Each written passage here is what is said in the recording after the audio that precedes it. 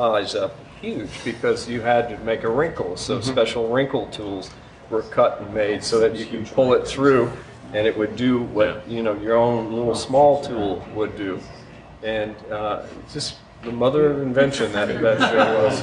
And I remember Mike walking around with a giant pair of calipers. Making sure it all matched the maquette. Yeah. Hey, it does. Now, I also remember at that point, we were shortly there before, that Stan chopped the roof out of the studio and had it raised up 3 or 4 feet. Well, that was because it would not have fit in that building. In the rear up position. Yeah. Right? You had to.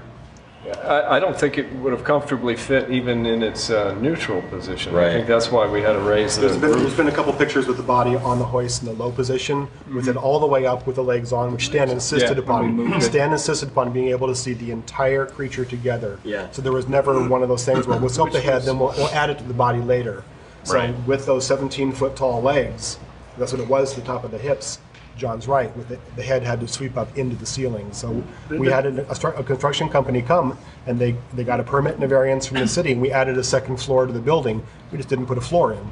Yeah. That was all during Batman Returns when we were doing all that. You can see how high the head sticks up. That was more, You can see where the roof, if you're looking at the same picture we are, where the roof would have ended. But there was other techniques that were developed sculpting-wise. It was what we call the clay slurry, which enabled us to put all the little pore texture and raised dots, where you take that clay and the heated clay, but then you mix it with an alcohol base, if I remember. And there was some that had more alcohol, less, so that you could put these Great foam